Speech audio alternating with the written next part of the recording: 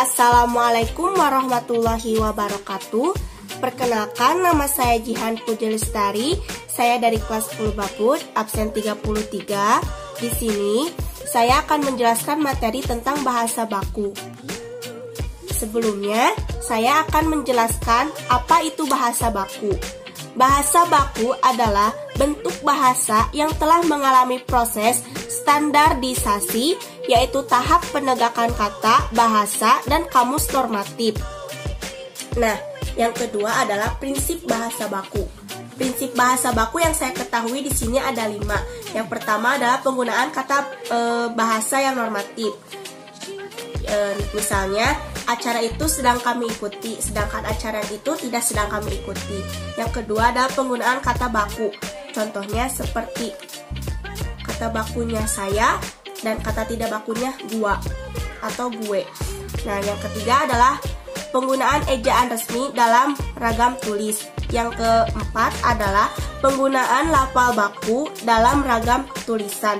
Dan yang terakhir adalah penggunaan kalimat secara efektif.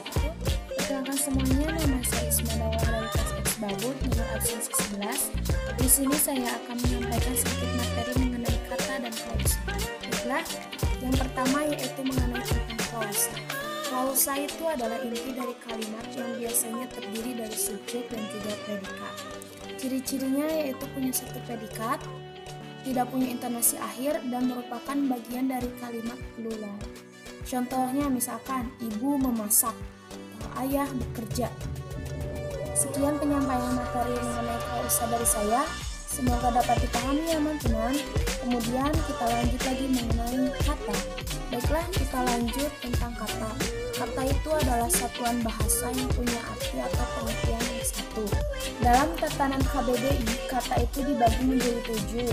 Yang pertama yaitu kata nomina atau kata benda. Contohnya kuda, batu, dan lain-lain.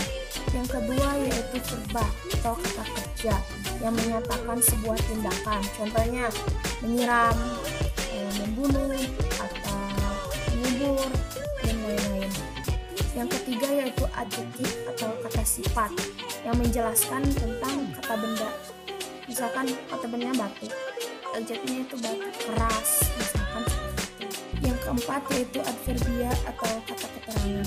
Yang kelima yaitu pronomina atau kata ganti, misalkan dia, mereka, kamu, gitu.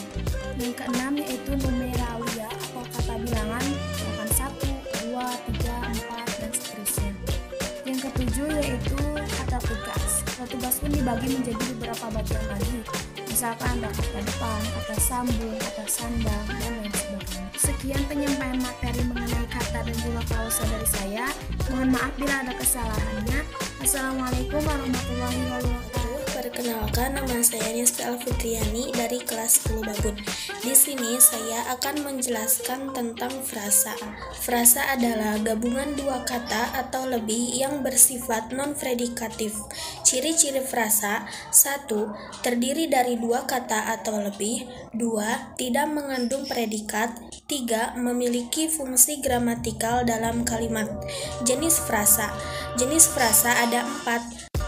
1. Frasa nominal ialah frasa yang unsur pembentukannya berinti kata benda, contohnya buku tulis.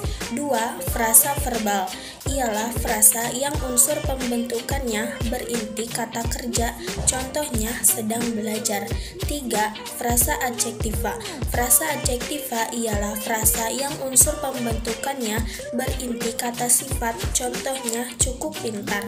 Terakhir, frasa profesional ialah frasa yang unsur pembentukannya menggunakan kata depan, contohnya di rumah. Nama saya Nurika Nurul Fikria dari kelas 10 Babut, absen 22. Di sini saya akan menjelaskan tentang kalimat. Kalimat adalah satuan bahasa terkecil yang mengungkapkan pikiran yang utuh, baik dengan cara lisan maupun tulisan. Kalimat adalah gabungan beberapa kata yang sedikitnya mengandung subjek dan predikat. Ciri-ciri kalimat yaitu: 1. Terbentuknya dari gabungan kata, frasa, dan klausa. 2. Diawali dengan huruf kapital. 3. Memiliki tanda baca dan intonasi akhir. 4. Sedikitnya mengandung subjek dan predikat. 5. Mampu menyampaikan informasi tanpa harus menambah dengan kalimat lain. Unsur-unsur kalimat. 1. Subjek merupakan pokok kalimat, sesuatu yang menandai apa yang hendak dibicarakan oleh pembaca atau pengarang, umumnya berupa jenis-jenis kata benda. 2. Predikat sesuatu yang menandai apa yang hendak dilakukan oleh objek, biasanya diadakan setelah subjek, umumnya berupa jenis-jenis kata benda.